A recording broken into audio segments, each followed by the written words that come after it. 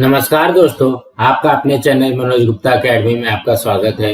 दोस्तों, आज हम कक्षा 10वीं के भूगोल में पाठ है क्षेत्र अध्ययन, इस पाठ का स्वाध्याय अर्थात प्रश्नोत्तर करने वाले हैं। दोस्तों, अभी तक आप लोगों ने इस चैनल को सब्सक्राइब नहीं किया है तो प्लीज सब्सक्राइब और चैनल लाइक कीजिए और अपने फ्रेंड्स के साथ शेयर कीजिए। दोस्तों, इस चैनल में मैथ्स 1 एंड मैथ्स 2 के सारे वीडियो अपलोड किए गए हैं, आप लोग प्लेलिस्ट में जाकर के देख सकते हैं। यह पाठ एक क्षेत्र अध्ययन, इसका स्वाध्याय कर लेते हैं। प्रश्न 1 में क्या दिया गया है, संक्षेप में उत्तर लिखिए।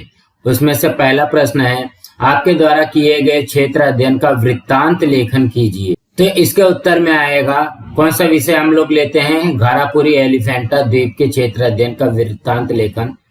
इसमें से पहला है क्षेत्र अध्ययन का उद्देश्य। पहला, समुद्री द्वीप की संकल्पना का प्रत्यक्ष निरीक्षण द्वारा अध्ययन करना, और दूसरा, घारापुरी एलिफेंटा द्वीप के विषय में विस्तृत जानकारी प्राप्त करना। दूसरा पॉइंट है क्षेत्र अध्ययन द्वारा संकलित जानकारी। उसमें से पहला है घारापुरी एलिफेंटा द्वीप का स्थान। पहला है चारों ओर से पानी से घिरे भूभाग को द्वीप कहते हैं। दूसरा, घारापुरी एलिफेंटा द्वीप दक्षिण मुंबई स्थित ट्रॉम्बे के पास की खाड़ी का एक छोटा सा द्वीप है। तीसरा, घारापुरी एलिफेंटा द्वीप का स्थान रायगढ़ तालुका में है। और दूसरा पॉइंट है घारापुरी एलिफेंटा द्वीप का क्षेत्रफल। उसमें से पहला है समुद्र के ज्वार के समय घारापुरी एलिफेंटा द्वीप का क्षेत्रफल लगभग 10 वर्ग किलोमीटर होता है, और दूसरा, समुद्र के भाटे के समय घारापुरी एलिफेंटा द्वीप का क्षेत्रफल लगभग 16 वर्ग किलोमीटर होता है। तीसरा पॉइंट है घारापुरी एलिफेंटा द्वीप पर पहुंचने के लिए यातायात के साधन। उसमें से पहला है घारापुरी एलिफेंटा द्वीप पर पहुंचने के लिए मुख्य रूप से मुंबई के गेटवे ऑफ इंडिया से यात्री नौका द्वारा जाना पड़ता है। दूसरा, गेटवे ऑफ इंडिया से घारापुरी एलिफेंटा द्वीप पर पहुंचने में लगभग 1 घंटे का समय लगता है।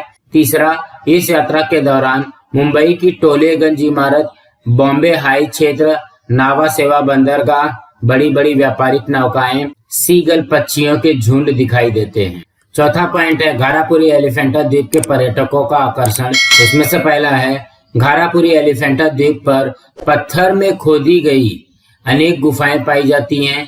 दूसरा, ये गुफाएं विश्व में प्रसिद्ध है, यहाँ हर वर्ष अनेक भारतीय और विदेशी पर्यटक पर्यटन पर आते हैं।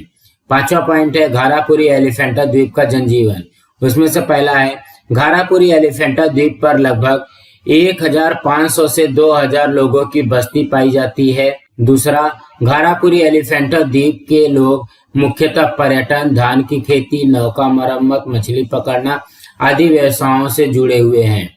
छठवां पॉइंट है घारापुरी एलिफेंटा द्वीप की समस्याएं। यहाँ पे समस्याएं क्या है, उसमें से पहली समस्या है घारापुरी एलिफेंटा द्वीप के स्थानीय लोगों और पर्यटकों को कुछ अवसरों पर पीने के पानी की कमी की समस्या का सामना करना पड़ता है। दूसरा है घारापुरी एलिफेंटा द्वीप पर शैक्षिक तथा वैद्यिक सेवाएं पर्याप्त मात्रा में नहीं पाई जाती। अब हम अगला प्रश्न करते हैं। दूसरे प्रश्न में क्या दिया गया है, कारखाने में क्षेत्र अध्ययन हेतु जाने के लिए प्रश्नावली तैयार कीजिए। तो इसके उत्तर में आएगा कारखाने के क्षेत्र अध्ययन हेतु प्रश्नावली। पहला, इस कारखाने की स्थापना किस वर्ष हुई। दूसरा, कारखाने में किस वस्तु का उत्पादन होता है। तीसरा, कारखाने में कार्यरत कर्मचारियों की संख्या कितनी है। चौथा, कारखाने की वस्तुओं के उत्पादन के लिए किस कच्चे माल की आवश्यकता होती है। पांचवा, कारखाने की वस्तुओं के उत्पादन के लिए आवश्यक कच्चा माल किस स्थान से लाया जाता है।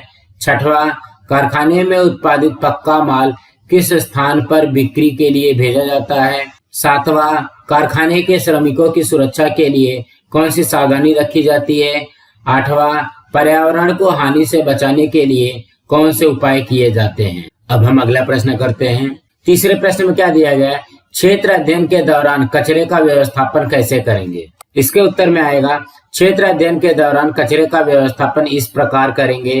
पहला है क्षेत्र का कचरा इकट्ठा करने के लिए बड़े आकार का बोरा थैली साथ लाना। दूसरा, यह सावधानी रखना कि क्षेत्र अध्ययन में सम्मिलित व्यक्तियों द्वारा किसी प्रकार का कचरा न होने पाए। क्षेत्र अध्ययन के समय उपयोग में लाई गई थैलियां, प्लेट, खाद्य पदार्थों के आवरण, शेष खाद्य पदार्थ आदि वस्तुएं एकत्र करना। तीसरा, संबंधित क्षेत्र में जानकारी पट, पथनाट्य, सूचना पट आदि साधनों द्वारा स्वच्छता के विषय में जन जागरण उत्पन्न करना। चौथा, संबंधित क्षेत्र का कचरा व्यवस्थापन के लिए उस क्षेत्र के सरकारी अधिकारियों से शिक्षकों के मार्गदर्शन के अनुसार पत्र या साक्षात्कार द्वारा संपर्क करना। अब अगला प्रश्न करते हैं। चौथे प्रश्न में क्या दिया गया है? क्षेत्र अध्ययन हेतु आप क्या सामग्री साथ लेंगे? तो इसके उत्तर में आएगा, क्षेत्र अध्ययन हेतु हम अग्रलिखित सामग्री साथ लेंगे। पहला, जानकारी के अभिलेखन के लिए अभिलेख, कापी, कलम, पेंसिल, मापन पट्टी, कैमरा, दूरबीन इत्यादि। दूसरा, स्थान की दिशा निश्चित करने के लिए दिशा सूचक यंत्र तथा गहन अध्ययन के लिए मानचित्र। तीसरा, क्षेत्र अध्ययन के उद्देश्यानुसार जानकारी संकलन के लिए नमूना प्रश्नावली। चौथा, क्षेत्र के पानी या मिट्टी या कचरे या वनस्पतियों या पत्थरों के नमूने इकट्ठा करने के लिए कागज की थैली अथवा ढक्कन वाला डिब्बा।